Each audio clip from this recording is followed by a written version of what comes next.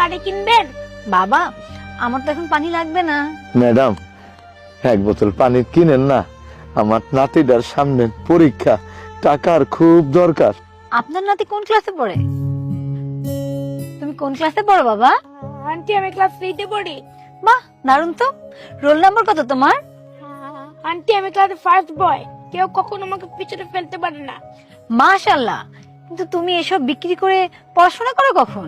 Madam, ও তো আমার সাথে সব সময় থাকে না, স্কুলে যায়, স্কুল থেকে ফিরে এসে সন্ধ্যার পরে আমার সাথে থাকে, একটু সাহায্য করে। বাহ, তুমি এত কম বয়সে মায়ের কষ্ট বুঝতে শিখে গেছো। মাশাআল্লাহ, আল্লাহ তোমাকে নেক হায়াত দান করুন। ম্যাম বাড়ি কি কিনবেন?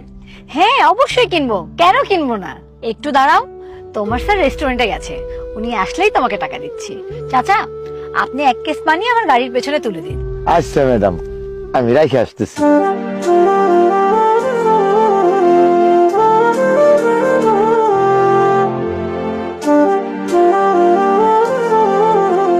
আব্বা, আব্বা, কি ব্যাপার? আজকে আপনি পুরা 1 কেস পানি বেচে ফেলাইছেন? না বৌমা, আমি বেশি নাই, তোমার পোলাই 1 কেস পানি বিক্রি করছে। আব্বা দেখছেন, আমার পোলা মেলা বড় হয়ে গেছে। আপনি দেখেন, আমার পোলা একদিন বড় বিজনেসম্যান হইব। হইতেই হইব, যার বাপ ঢাকার শহরে বড় ব্যবসায়ী, 1000 কোটি টাকার মালিক, তার পোলা বিজনেসম্যান হইব না? রক্তের একটা টান আছে না? হাপু, আপনার স্বামী কি করে? আফা, আমার স্বামী তো নাই, আমার স্বামী তো মরে গেছে। আমার স্বামী অনেক বড় একজন ব্যবসায়ী ছিল। আই এম এক্সট্রিমলি সরি আপনাকে দুঃখ দেওয়ার জন্য। কি ব্যাপার, এত দেরি করলে যে?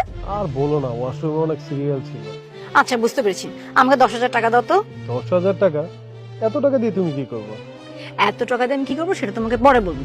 টাকা চেয়েছি, টাকা দাও। আচ্ছা ঠিক আছে, এটা দাও।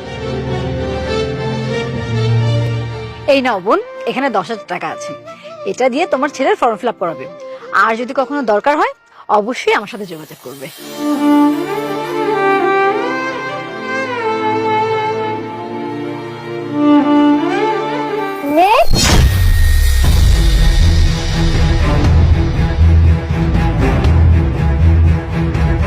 মেঘ, তুমি এইখানে?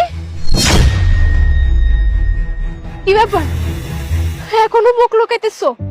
আর কত কাল নিজের স্ত্রী সন্তানের কাছ থেকে মুখ লুকাই বেড়াবা?